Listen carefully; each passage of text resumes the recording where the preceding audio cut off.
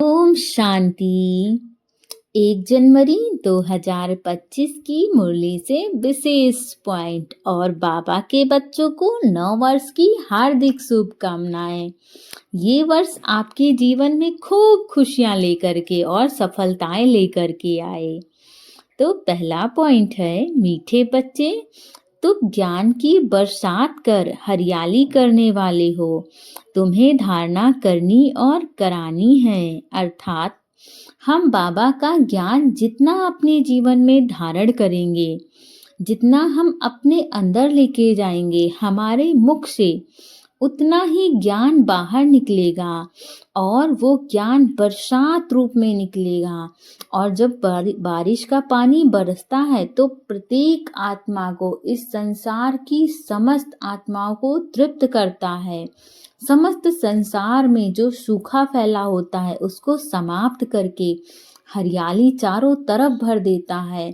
चाहे जितने समय से जो भी वृक्ष और पंछी प्यासे होते हैं उन सबको तृप्त कर देता है। तो हमें वैसी आत्मा बनना है।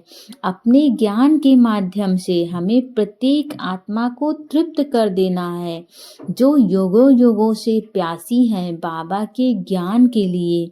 हमें उन सब आत्माओं तक बाबा का ज्ञान पहुंचाना है।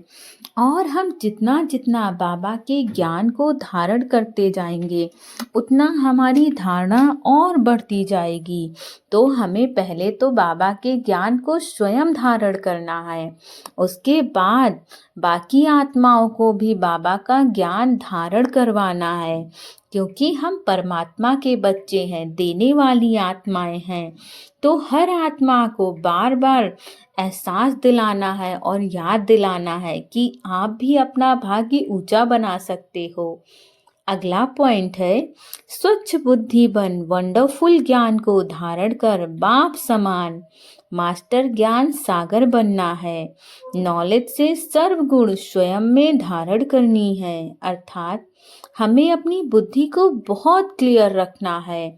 और हम अपनी बुद्धि को जितना अधिक क्लियर रखेंगे हमारे अंदर उतनी सरलता से बाबा का ज्ञान धारण होगा। हमें धारणा में कठिनाई नहीं होगी। हमें बाबा का ज्ञान पूरे दिन याद रहेगा। हमारे जीवन में जो भी समस्या परीक्षा के रूप में आएगी हम उसको बहुत सफलता से पास कर पाएंगे। और हमें बाबा का ज्ञान धारण करके बाप समान मास्टर ज्ञान का सागर बनना है। नॉलेज से हमें सर्व गुणों को धारण करना है। जितना हमारी बुद्धि क्लियर होगी उतना हम बाबा के ज्ञान को धारण करेंगे और बाबा की गुण और शक्तियाँ हमारे अंदर स्वतः भरती जाएंगी। तो जब हम बाबा का ज्ञान धारण करेंगे तब बाबा की शक्तियाँ हमारे अंदर भरती जाएंगी। और जब भी कोई समस्या आएगी, जब भी हमारी परीक्षा की टाइम होगी तो हमारी शक्तियाँ स्वतः कार्य करेंगी। लेकिन ऐसा तब होगा जब हमारी धारणा स्ट्रांग होगी। बाबा हमें प्रतिदिन धारणा के लिए 2 पॉइंट देते हैं। तो वो सारी चीज़ें धारण तभी हो जाएंगी जब हम बाबा की मुरली को खूब रिवाइज करेंगे। अगला पॉइंट है, जैसे बाबा ने तन मन धन सर्विस में लगाया, सरेंडर हुए, ऐसे बाप समान अपना सब कुछ ईश्वरीय सेवा में सफल करना है।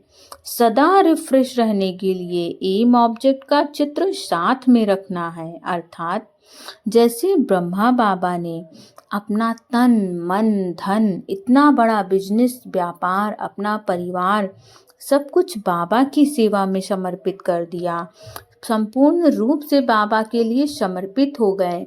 उन्होंने कभी भी स्वयं को आगे नहीं रखा, उन्होंने बाबा के बच्चों को आगे रखा ताकि बाबा के बच्चे अपना भाग्य सुंदर बना पाए। इस कदर उनका समर्पण था।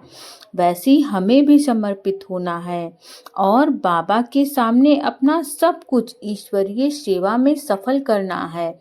लेकिन तभी ये सब कुछ ईश्वरीय सेवा में सफल होगा जब हम अपने मन से समर्पित होंगे, कहने के लिए नहीं। वैसे तो प्रत्येक आत्मा अपना धन जब ज्ञान में आती है तो बहुत सहज रूप से समर्पित कर देती है। लेकिन जब बात होती है अपने आप के समर्पण की, अपने को पीछे रखने की, अन्य आत्माओं को आगे बढ़ाने की, तो हम वैसा नहीं कर पाते, हमारे अंदर ये भावना आती है कि हमें वैल्यू मिलनी चाहिए, हमें स्टेज पे बुलाया जाना चाहिए था, हमारा नाम लिया जाना चाहिए था।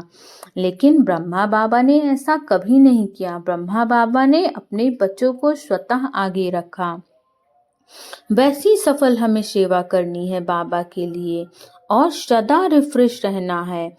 यदि हम सदा रिफ्रेश रहना चाहते हैं तो हमें अपने एम ऑब्जेक्ट की चित्र अपने सामने रखनी है।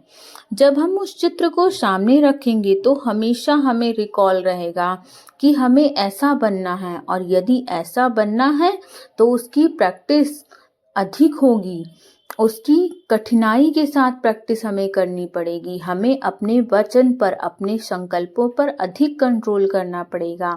लेकिन जब वो तस्वीर आगे रहेगी तो ये सब कुछ बहुत सहजता से हो जाएगा।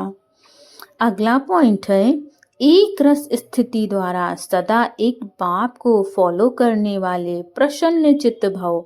अर्थात चाहे जीवन में सिचुएशन कैसी हो, चाहे दुख हो, चाहे सुख हो, लेकिन यदि हमारी स्थिति एक रस है, हमें दुख से कोई प्रभाव नहीं पड़ेगा। और यदि जीवन में सुख होता है तो हम कभी गलत मार्ग पर नहीं जाएंगे।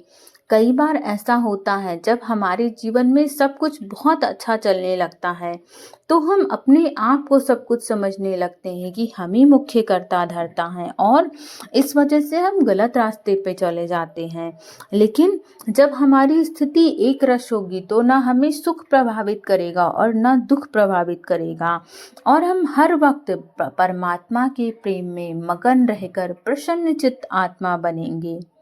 अगला पॉइंट है, आत्मिक शक्ति के आधार पर सदा स्वस्थ रहने का अनुभव करो। अर्थात बाबा हमें बताते हैं कि बच्चे, आप जितना मुझसे कनेक्ट करोगे, जितना मुझे याद करोगे, मेरी गुण और शक्तियाँ आपके अंदर भरती जाएंगी। और ये बात तो किसी से नहीं छिपी ना कि परमात्मा कितना शक्तिशाली है। यदि उसकी शक्तियाँ और गुण हमारे अंदर भरते जाते हैं तो इस संसार की समस्याएं, इस संसार की स्वस्थ रहने की, बीमारी की समस्या तो बहुत तुच्छ है, वो स्वतः समाप्त हो जाएगी। इसीलिए हम यदि स्वस्थ रहना चाहते हैं तो हमें अपनी आत्मिक शक्ति को स्ट्रॉन्ग करना होगा, और हमारी आत्मिक शक्ति तभी स्ट्रॉन्ग रह सकती है जब हम परमात्मा को याद करके बाबा से योग लगाएंगे, बाबा की शक्तियाँ अपने अंदर भरेंगे, एकांत में बैठ के मुरली का मनन और चिंतन करेंगे, तो हमारा शरीर ही नहीं, हमारी आत्मा भी संपूर्ण रूप से स्वस्थ और शक्तिशाली होगी। हमारा ऑरा बहुत स्ट्रांग होगा, हमारे चारों तरफ परमात्मा की दिव्य शक्तियों का सुरक्षा कवच बनेगा। ओम शांति।